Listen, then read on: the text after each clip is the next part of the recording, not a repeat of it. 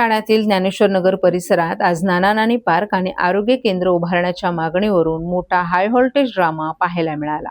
पुलाखालील मोकळ्या जागेवर नाना नानी पार्क उभारावा अशी मागणी उद्धव बाळासाहेब ठाकरे गटाचे स्थानिक नगरसेवक शहाजी खुसपे यांनी ठामपणे मांडली। या मागणीला भाजपने देखील पाठिंबा देत त्याच ठिकाणी नाना नानी पार्क उभारण्याची मागणी केली।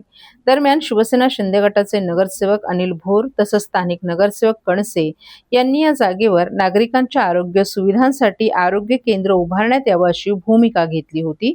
त्यानुसार आज आरोग्य केंद्र उभारण्यासाठी लागणाऱ्या साहित्याचा कंटेनर घटनास्थळी दाखल झाला होता। मात्र कंटेनर आल्यानंतर नगरसेवक शहाजी खुसपे यांनी आपल्या कार्यकर्त्यांसह या कंटेनरला अडवून धरत जोरदार घोषणाबाजी केली। त्यामुळे परिसरात काही काळ तणावाचं वातावरण निर्माण झालं होतं। या प्रकारामुळे ज्ञानेश्वर नगर परिसरात मोठ्या प्रमाणात वाहतुकीची कोंडी झाली होती। घटनेची माहिती मिळताच पोलीस घटनास्थळी दाखल झाले आणि मोठा पोलीस बंदोबस्त तैनात करण्यात आला होता। दोन्ही पक्षांचे नगरसेवक एकमेकांसमोर उभे ठाकल्यानं परिस्थिती चिघळण्याची शक्यता निर्माण झाली होती। अखेर पोलिसांनी मध्यस्थी करत दोन्ही बाजूंची समजूत काढली आणि काही वेळानंतर हा विरोध शांत झाला।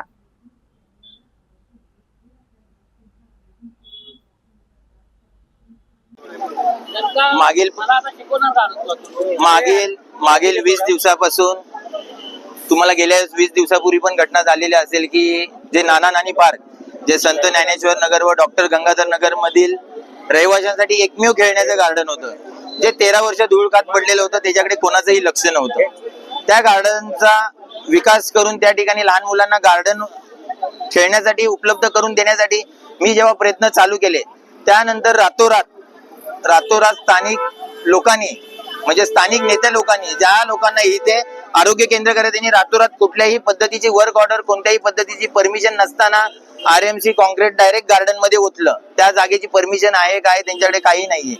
त्यानंतर आम्ही आरोग्य अधिकाऱ्यांशी वारंवार संपर्कात होतो। त्यांनी आम्हाला हे सांगितलेलं होतं की नक्कीच या विषया संदर्भात सगळ्यांबरोबर बैठक घेऊन योग्य तो तोडगा काढू, त्याच्यानंतरच कोणती गोष्ट होईल ते आपण ठरवू, असं आम्हाला 2 वेळा सांगितलं। त्याच्यानंतर कोणत्याही पद्धतीची त्यांनी बैठक घेतली नाही, काही नाही। आज अचानक या लोकांनी डायरेक्ट कंटेनर घेऊन आलेले आहेत आणि ते तिथे टाकतायत। आज आमचं आरोग्य अधिकाऱ्यांशी बोलणं झालं तर त्यांचं सुद्धा हे स्पष्ट मत आहे की आजच्याच कंटेनर टाका, हे असं आम्ही आजही कोणाला सांगितलेलं नाही। आम्ही कोणाला परमिशन अशी दिली नाही की आजच्याच तुम्ही अर्जंट मध्ये कंटेनर टाका असं आहे। तर या गोष्टीची शहनिशा करण्यासाठी इथे कुठलाही आरोग्य अधिकारी PW खात्याचे कुठलाही अधिकारी इथे उपस्थित नाहीयेत, पण हे सत्तेच्या ताकदीच्या जोरावरती हे रेटायचा प्रयत्न यांचा चाललेला आहे।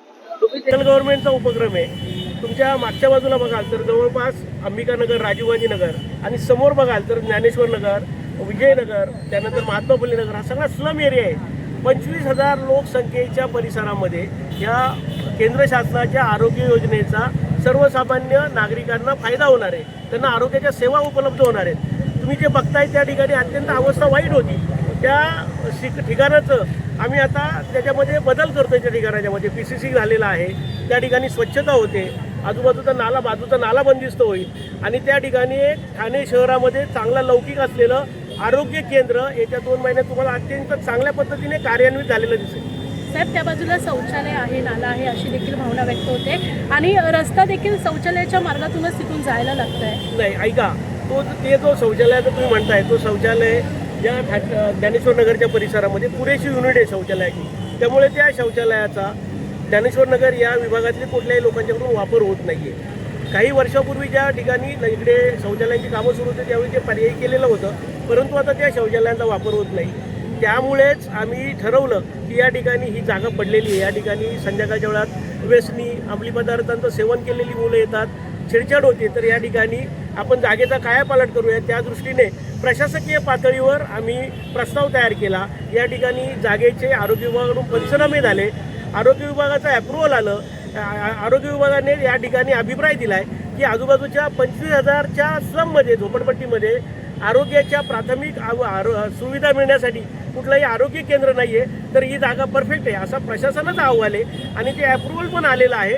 ते अप्रुव्हल आलं। आता हे जे तुम्हाला कंटेनर दिसतोय 600 स्क्वेअर फुटाचा हा केंद्र सरकारने ही योजना आणलेली आहे नागरी आरोग्य केंद्राची। याच्यामध्ये सगळ्या सुविधा आहेत, डॉक्टर असतील, परिचारिका असतील, ह्या सगळ्या व्यवस्था आहेत। या ठिकाणी महिलांच्यासाठी वेगळी स्वतंत्र रूम असेल, प्रसाधनगृह असेल, अशा प्रकारे सुसज्ज आरोग्य केंद्र या ठिकाणी होणार आहे. मला कोणावरही व्यक्तिगत टीका करण्यात आनंद नाही आहे किंवा मला याच्यात इंटरेस्टेड नाही आहे. नामदार एकनाथजी शिंदे साहेब ज्या पद्धतीने शांतपणे विकासाच्या दृष्टीने काम करत असतात, त्यांच्याच मार्गदर्शनाखाली आम्ही ठाणे महानगरपालिकेमध्ये अशा प्रकारे कामाला सुरुवात केलेली आहे. मला कोणाच्याबद्दल वाईट बोलायचं नाही, कोणाबद्दल सांगायचं नाही आहे. परंतु तुम्हाला एक मी नक्की सांगू इच्छितो की तुम्ही आत्ताही आलेला आहात. यापूर्वी मला वाटतं बाईट घेतलेल्या होत्या, त्या ठिकाणाचं तुम्ही चित्रीकरण केलेलं आहे. परंतु 2 महिन्यांनी तुम्ही या ठिकाणी ज्यावेळी याल त्याचवेळी तुम्ही सांगाल की या ठिकाणच्या परिसराचा 100% कायापालट झाला आहे आणि लोकांना अत्यंत उत्तम सुविधा या ठिकाणी मिळत आहेत. सर तो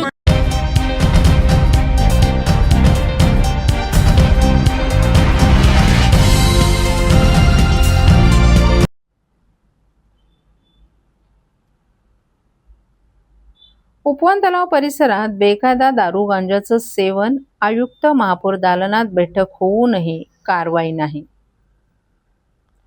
ठाण्यातील आकर्षणाचं केंद्रबिंदू असलेल्या उपवन तलाव परिसरात बेकायदा दारू गांजाचं सेवन तसंच रात्री उशिरापर्यंत शोरमाच्या गाड्या लागत असल्याचं अनेक वेळा प्रशासनाच्या निदर्शनास आणलं आहे.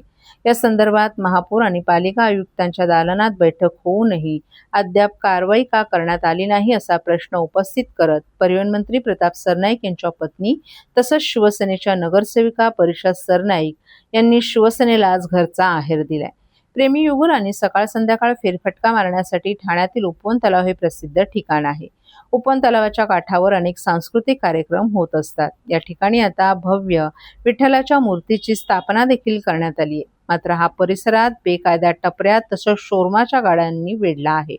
याशिवाय या परिसरात गांजा सेवन करणाऱ्यांची संख्या देखील वाढली असून यामुळे महिलांची सुरक्षा देखील धोक्यात आली असल्याची बाब शिवसेनेच्या नगरसेविका परिषद सरनाईक यांनी सभागृहाच्या निदर्शनास आणून दिली आहे. याबाबत वारंवार तक्रार करण्यात आली आहे. तसंच पालिका आयुक्त सौरभ राव आणि महापौर शर्मिला पिंपळकर यांच्या दालनात बैठका होऊनही कारवाई झाली नाही.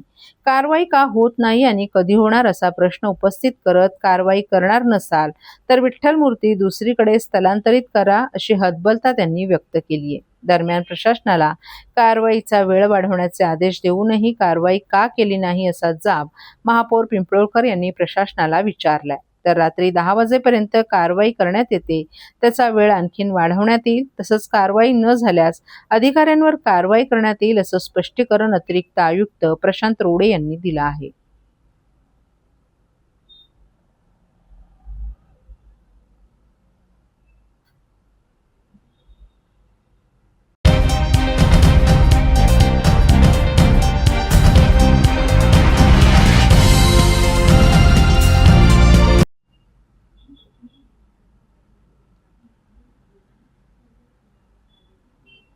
सॅटिस पुलावर आज दुपारी शिवशाही बसला अचानक आग लागल्यानं प्रवाशांमध्ये भीतीचं वातावरण. ठाणे रेल्वे स्थानकाजवळील गजबजलेल्या सॅटिस उड्डाणपूल परिसरात आज दुपारी शिवशाही बसला अचानक आग लागल्यानं प्रवाशांमध्ये काही काळ भीतीचं वातावरण निर्माण झालं होतं.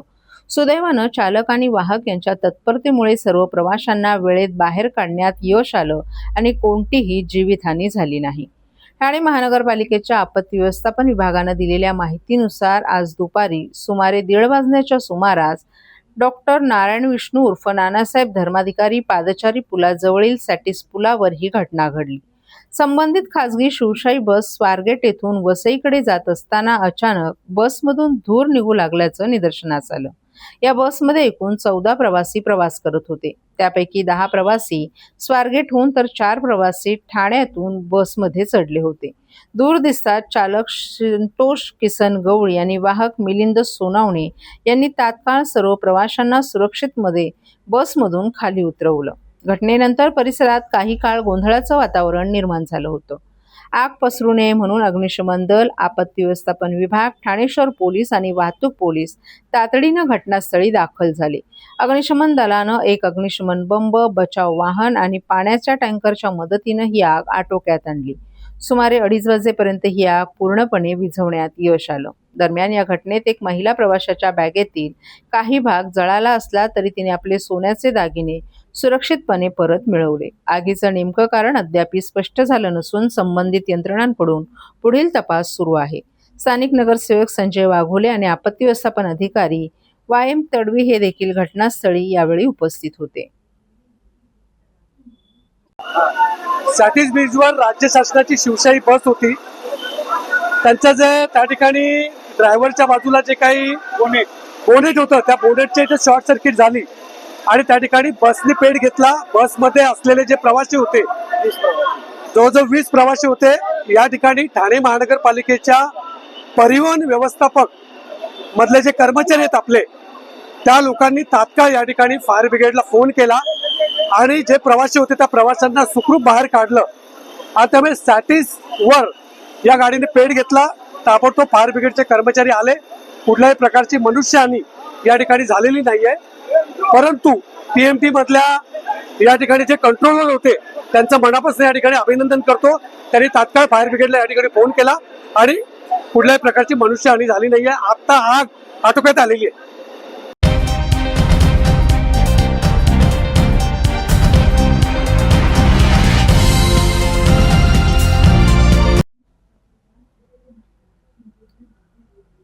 अस्ताव्यस्त सुरू असलेली बेकायदा बांधकामं, तासनतास होणारी वाहतूक कोंडी यामुळे ठाणेकर मेटाकुटीला आले असतानाच महापालिका प्रशासनानं गाजावाजा केलेली स्मार्ट सिटी कशी खड्ड्यातच गेलीये याचं आणखीन एक भीषण वास्तव समोर आले. एकीकडे घोडबंदर रोडवर पंचतारांकित टॉवर्सच्या नळातून धोधो पाणी वाहत असताना या चकाचक वस्तीला लागून असलेल्या पाचवडपाडा, सागपाडा, उंबरवाडी पाडा येथील गावकऱ्यांची मात्र घोटभर पाण्यासाठी वणवण सुरू आहे. डोक्यावर हंडे घेऊन पाण्याच्या शोधात निघालेल्या या गावातील महिलांना डबक्यातील पाण्याचा आधार घ्यावा लागतोय. आमचे हे हाल कधी संपणार असा आर्त सवाल येथील गावकऱ्यांनी सत्ताधाऱ्यांना केलाय. नव्यानं विकसित होत असलेल्या घोडबंदर पट्ट्यात टोलेजंग इमारती उभ्या राहत असून कोट्यावधी रुपयांचे फ्लॅट्स विकले जात आहेत. तरण तलाव, मोठमोठी हॉटेल्स आणि उच्चभ्रू वस्त्यांमध्ये मुबलक पाणी असून एकीकडे श्रीमंती थाटाचं प्रदर्शन तर दुसरीकडे याच घोडबंदरमधील आदिवासी पाड्यांमध्ये गरिबीचे चटके भूमिपुत्रांना सहन करावे लागत आहेत.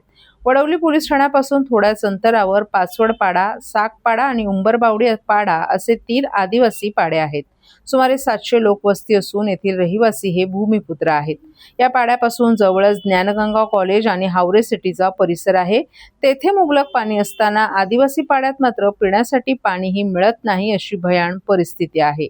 घोडबंदरच्या आदिवासी पाड्यांमध्ये राहणारे बांधव हे भूमिपुत्र आहेत. स्वातंत्र्याला 78 वर्ष उलटली आहेत तरीही अजून आम्ही पारतंत्र्यातच आहोत. सध्या उन्हाचे चटके बसत असताना भीषण पाणी टंचाईलाही सामोरं जावं लागतंय. घरात कपडे धुवायला देखील पाणी नाही. लवकरात लवकर ठाणे महापालिकेनं नवीन जलवाहिनी टाकून पाण्याची व्यवस्था करावी, अन्यथा रस्त्यावर उतरून आंदोलन करण्याशिवाय पर्याय नाही असा इशारा येथील आदिवासी बांधव वसंत गावित यांनी दिलाय. ठाणे महापालिकेनं 7 वर्षांपूर्वी घोडबंदरच्या आदिवासी पाड्यांमध्ये जलवाहिनी टाकली होती. पंपिंगद्वारे रहिवाशांना पाणी मिळत होतं. सकाळी 20 मिनिटे का होईना नळाला पाणी येत होतं. आता नळाला टिपूसही येत नाही. त्यामुळे नाईलाजानं पाचवडपाडा येथील ओढ्याच्या खड्ड्यांमधील दूषित पाणी आणण्याची वेळ येथील ग्रामस्थांवर आली आहे. पाड्यांमधील सुमारे 60 मुलं आणि मुली वसंत विहार येथील शाळेत जातात. मात्र अनेकदा शाळेला दांडी मारून त्यांना खड्ड्यातील पाणी आणावं लागतं.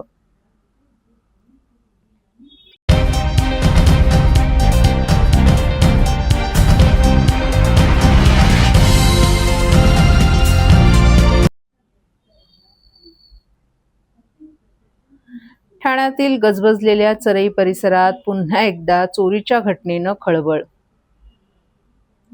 ठाण्यातील टेंभीनाका परिसरातील चरई परिसरात असणाऱ्या एका कपड्याच्या दुकानात काल मध्यरात्री चोरीची घटना घडलीय.